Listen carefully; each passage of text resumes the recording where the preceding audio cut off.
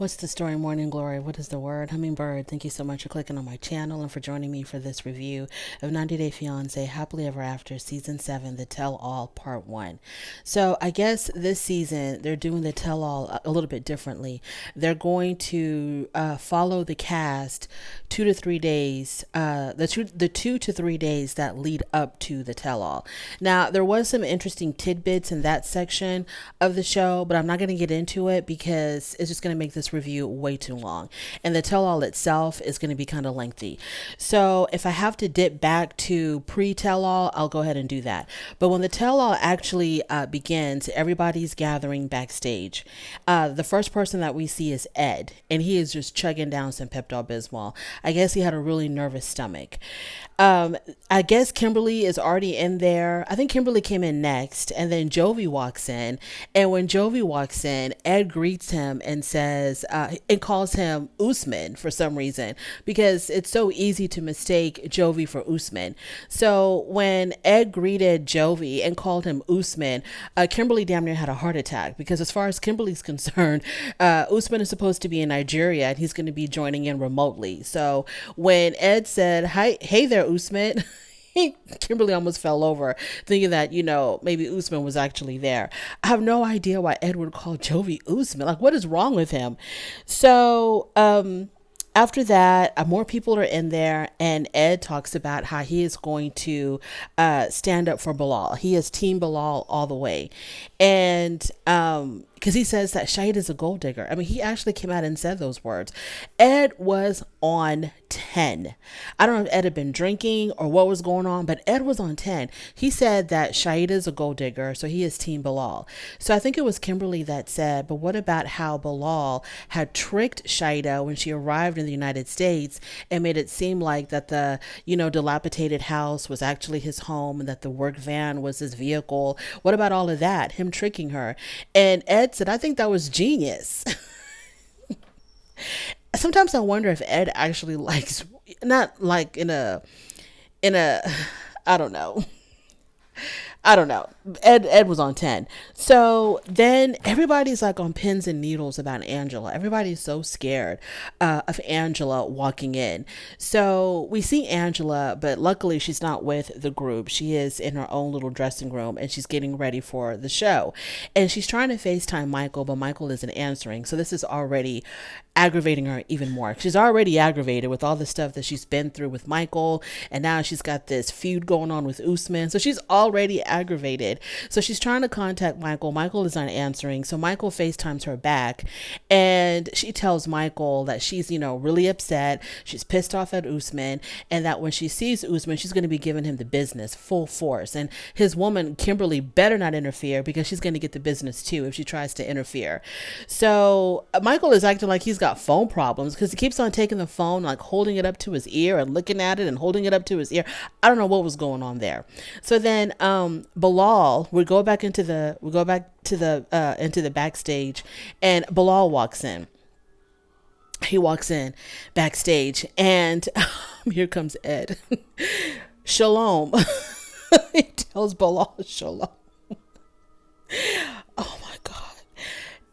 Oh, Lord have mercy. Ed thinks that Jovi is Usman. He thinks that Bilal is Jewish. What is wrong with Ed? Somebody please explain to me what is wrong with Ed. So Bilal is like, no, it's assalamu alaikum. Baby steps. We'll teach you. I'll teach you. You'll learn. And then he says, what is it again? Ed says, what is it? Hasta luego? Was Ed being funny, or is this how he really is? Moving on. And so then Andre and Yara show up, and I liked how Yara had on the colors of her home country, the blue dress and the yellow shoes. I like that. And no, Andre showed up, and then Yara showed up. Jovi was already there, and Jovi had color coordinated his suit to match Yara's outfit. So anyways, Jovi had already explained to the group before Yara showed up that he had met up with Andre the day before at a bar, and their conversation went completely left. He said that he got into an argument with Andre. He got so upset that he ended up walking away. So he had already informed them that there was this fight between him and Andre. So then, when Andre shows up, Ed, trying to be messy, says, "So Andre, what did you do last night?" Because he wanted to get Andre's side of the story. So Andre said that he had met up with Jovi and their meeting did not go very well. And so then Jovi says to Yara, he says to her, "You don't want to know what Andre said about you." And so Yara was like, "Well, what the hell did he say about me?" So Andre said, "Well, I said that, Eastern European women would not tolerate the things that Jovi has put you through. For example, him constantly going to the strip clubs. Eastern European women wouldn't tolerate that." And so Yara was like, "Okay, I agree with that." There's nothing wrong with him saying that. I agree with that. I don't like the fact that you go to strip clubs all the time. And so, Yara says, so then Jovi was like, no, he needs to tell you exactly what he said about you. And he was referring to Andre calling Yara, saying that she was a gold digger and stereotyping Eastern European women, saying that, Eastern European women are looking for sugar daddies or whatever. And so Yara stood up for herself and she's like, "Does he look like a sugar daddy?"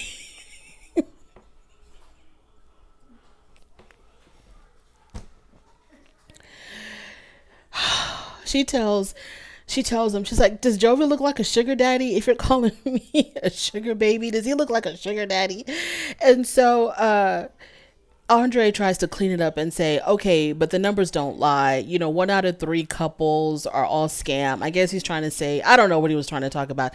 I guess he was referring to the stereotype that Eastern European women are looking for foreign men who have money or whatever. But Yara's like, "I am not that," because this guy doesn't have any money. So then they talk about Angela, and Ed tells everybody, "Hey, don't."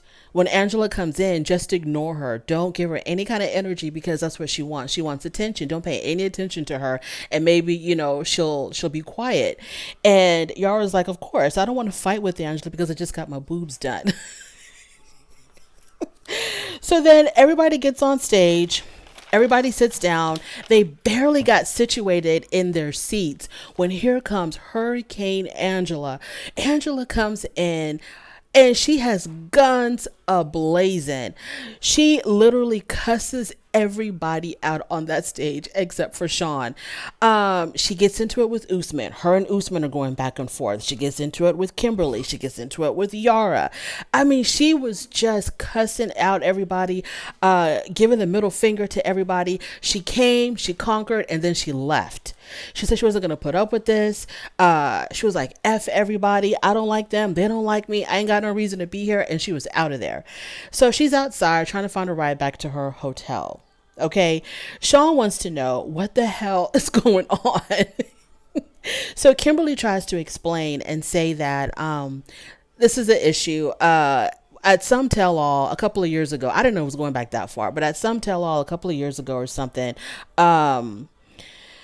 Angela had called Usman a scammer, and Usman had gone online and he was like just blasting Angela all over social media for calling him a scammer. So that's why Angela is so, she's got this thing about Usman and she's, coming after him. So then Usman, because Michael is still on his screen. And so Usman, and it's like he's literally, it felt like he was literally trying to shout across the room for Michael to hear him, but he didn't have to do that. He didn't have to get that loud, but I guess he was so hyped up. So he's telling Michael, "You need to leave that woman. She's not good for you. She's the worst thing that's happened to Nigeria. She's got you trapped. She's got you in a prison. You need to leave her." And Michael wasn't going to tolerate that, right? He was like, I'm not going to tolerate you talking about my wife. Stop talking about my wife. So then Michael ends up leaving. He rips the microphone off and he says, "I can't stay on this show without Angela." So he's out of there. he's gone. So Michael then calls Angela. She answers the phone. She's outside somewhere, pacing back and forth, looking for a car to take her back to her hotel. So he calls Angela, or he FaceTimes Angela, and he's like, "Ah, there you are, my queen." And so they're talking about what just happened, what just transpired. And Michael is like, "I love you, my queen. I love you. I love you, my queen." And I was like, okay, didn't he just say "I love you" to somebody else last episode? I mean, so he's like, "Oh, I love you, my queen." And so he says he's not going to do the show without Angela. Okay, fine. Let's put a pin in those two people. Let's set them to the side and let's get into the show. So we start off with the preliminaries. Sean is just going around the room, kind of getting kind of like an idea of where everybody's at. And so she starts off with Jenny and Sumit. So Sumit made Jenny cry when he said that his house doesn't feel like a home without her. When he said that, Jenny started bawling. She could not control herself. She couldn't even talk because she was just so overwhelmed. I mean, she was crying, and Sean was like, "Okay, Angela, so how do you feel about being away from Sumit," or something like that? And she can't even talk, because you know how you get that cry where it's like stuck in your throat and your throat hurts and you can't even talk. So she was just like trying to gather herself together, and it took her a minute, and she was like, "I just really love him." I don't mean to laugh, but y'all, this is crazy. So then Sean asks Yara and Jovi, or she asked Yara, "So Yara, where are you living? Are you in Europe? Are you back in the States?" And she's like, "Well, yes, I'm back in America." "Okay, are you back in Louisiana?" And she goes, "No, for now I'm in New York." "Okay, do you plan on going back to New Orleans?" And she says she really doesn't know. So I guess her and Jovi are going to compromise, because she hates New Orleans so much. So I guess they're going to compromise, maybe. I don't know. I couldn't really get a clear answer. They're gonna not live in New Orleans, but maybe live in another state. And Jovi threw out, he's thinking about moving to Florida. And Yara was like, "We haven't made a decision yet, though." And Jovi was like, "I know, but I'm kind of considering Florida." And Yara says, "But we haven't made a decision yet."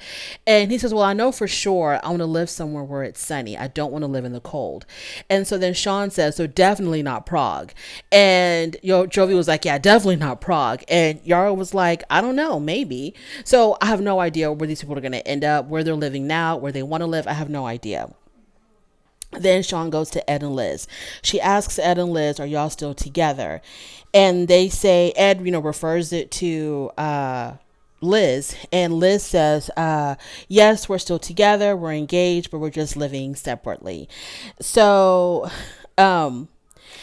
and Liz says, "This is what I actually had wanted, initially, for us to just kind of take things slow and not move in together right away. So this is exactly what I had wanted, where we're together, but we're living separately."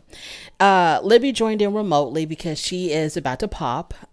She is very, very pregnant, so she couldn't travel. So she's going to be joining in remotely. And then Kim and Usman, we find out that they actually broke up. And so both of them confirmed that they're not together, because Sean asked Usman, and Usman was like, "Yes, we're not together. We broke up." And Kim was joking, but not really. She was kind of like, "Well, maybe we can still be, we're friends right now, but maybe we can be friends with benefits." Girl, y'all were already that. Y'all were already friends with benefits. Y'all were friends with benefits, with very sporadic, infrequent benefits. Maybe you want to be friends with more benefits now. So finally, we get started. They start off with Ed and Liz. So the question was, did Ed actually kick out Liz? Liz said, "Yes, this man kicked me out on my butt. He told me I had to leave and I had nowhere to go." Ed says, "No, I did not kick her out. He was trying to explain something about how he was trying to give her 3 months to get her stuff together." And Liz was like, "No, he kicked me out. He gave me 5 days to get out of that house. He even had his friend come over to start packing up my stuff. This man wanted me out ASAP." So after she left Ed's residence, she had nowhere to go. So she said she was couch surfing. So everybody on stage was like, "Ed, how could you? Like, what the hell? This is your fiance, and you kicked her out, and she had nowhere to go. Like, what the hell is your problem, Ed?" Ed tried to deny it, making it seem like he had given her plenty of time to get her stuff together. So Ed says that she had to go because they were constantly fighting every day, and everybody was saying that Ed was wrong. Ed is I was gonna say that Ed is a runner, like a runner from problems, but he's the one that stayed and he kicked her out. Ed has no idea what conflict resolution is. He has no idea. He wants to, I don't know if he wants to marry Liz or not. I don't know what the hell is going on. I can't really figure out Ed and Liz because they keep breaking up and getting back together, breaking up and getting back together. They keep taking each other back. I just can't figure it out at all. I have no idea why Liz keeps giving Ed multiple chances. I don't know why he does the same for her. If he wants to be with Liz, you're going to have to learn how to fight without kicking the other one out. You're going to have to, because that's what marriage is. And I know for some people, they can be married and live apart and that works for them. I don't know if that's maybe an option for Ed and Liz. I have no idea. But Ed and Liz, I just don't see it. They need to both cut their losses and they need to both move on. And Ed needs to move his mother back in. The only person that can live with Ed is his mom. So he just needs to have his mother move back in. And Liz needs to just chunk up the deuces and, go about her business. So they bring out Rich. And oh, by the way, Liz's new apartment was really nice. So they bring out Rich, Ed's friend Rich. Rich comes out. So they ask him, so where do you and Ed stand as friends? And Rich was like, I have no idea. I talked to him last time. Sometimes we talk, sometimes we don't. I have no idea. And so the friendship, even his friendships, when he gets mad, Ed disappears. He stops communicating with you. He doesn't understand that relationships will have ups and downs and you'll have arguments and you just have to get over that. And, and then you make up with your loved one, with your friend. It doesn't mean you have an argument and then you just stop talking to them forever. Like, what is going on with Ed? So Liz had given Ed an ultimatum, and what that ultimatum was, it wasn't really clear. Liz said that she had told him that, she was giving him 2 weeks or something, not necessarily to get married, but for him to kind of, I guess, decide what he wanted to do with the relationship. Ed said that she gave me 2 weeks to get married. She says either we're going to be married in 2 weeks or I'm gone. And Liz says, no, that's not what I said. I did not say that we had 2 weeks to get married. I said that he needed to make up his mind on how he wanted to move forward with this relationship because there's just a lot of back and forth, breaking up to make up. It was just too much of that. So he needed to make up. Did he want to work it out with me or did he not want to work it out with me? I don't know why she didn't stick to her ultimatum because he's still wishy-washy. He still doesn't know what he wants. So why are you still engaged to Ed? So let me talk about jealousy issues. Ed claims he's not jealous of Liz, but then they show clips of him being jealous with the coworker that he thought Liz had hooked up with, that he claims, this coworker really wanted Liz. And then also, what was the other example they gave? It was with a coworker and something else. Ed is jealous. Ed is a very jealous person. He doesn't want Liz to talk to anybody. He doesn't want Liz to go. He's jealous of her job. He was jealous of her going back to work. He didn't want her to go back to work because he claimed that she was going to be influenced by her coworkers and she's going to be partying every night after work. And he is jealous. He's a very insecure person. And somebody else on stage had called him out for being insecure. Ed is extremely insecure and he hides his insecurity under meanness. He thinks that if he can just kick her out and act like he don't care, then people won't see him as this insecure person who really needs to have somebody in his life because he's so quick to kick people out of his life. But he is insecure. He's insecure and he doesn't know how to deal with it. So, and then they talked about whether or not he says, well, Liz is jealous too. She's also jealous. And the clip that they showed for that was when he was trying to teach her how to be a photographer. And it made it look like Liz was getting really jealous of the attention Ed was giving to her friend, who was the model for that particular photo session.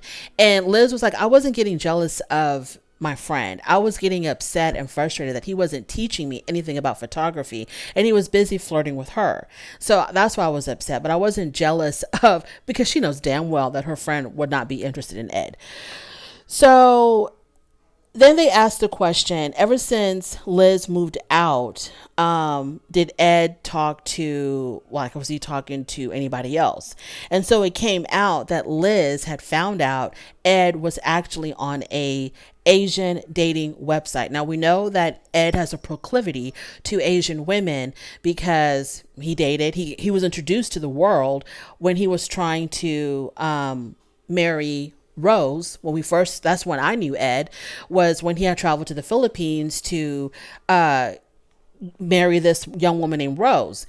And so Liz says that she had found out he was on this Asian dating website. Someone had sent her a screenshot of Ed's profile or something, or him communicating with somebody on this Asian dating website. So she created a fake profile, and it showed that Ed was recently active on that dating website. So Ed tries to turn it around and say, oh, you're spying on me. What kind of person are you? Why are you spying on me? But, he tried to say that I wasn't even on that website. It's been a couple of years or whatever since I was even on that website. So she stuck to her guns, and she was like, I was on that website under my fake profile, and it showed that you were active like recent, like within the within the last couple of hours or something. He tries to deny it. So then the question was asked to Ed, have you spoken to your ex Rose since Liz moved out? So they bring Rose on the show. She comes in remotely from the Philippines, and it was very cordial between her and Liz. They greeted each other. It was very cordial. It was very nice. They complimented one another, and then they got down to the nitty gritty. And so Liz asked Rose, have you spoken, or has Ed communicated with you or reached out to you within the past couple of months? And Rose said yes. Ed ain't about nothing. Ed ain't about a damn thing. And that's why he's chugging down that Pepto-Bismol, because he's probably developing ulcers from all of the cheating and the conniving that he's doing. Liz, please. Andre told her, so many people on that stage told Liz, leave it alone. Leave this man alone. Just cut your losses and go about your business. Stop it with this craziness that you're in with Ed. Ed does not want to be with Liz. I don't know what the hell Ed wants. I think the only thing that Ed wants, he wants his mommy to come back and live with him. I think that's the only thing that is a fact. The only thing that a lot of us can agree on. He just wants his mom to come back and live with him. I don't think Ed is ready for any kind of a relationship, because I saw the debacle that was Ed and Rose. It was horrible. It was horrible. He wasn't good to Rose. He did the same thing to Rose as he does to Liz. He gaslights the hell out of these women. And it's because he himself is very insecure in who the hell he is.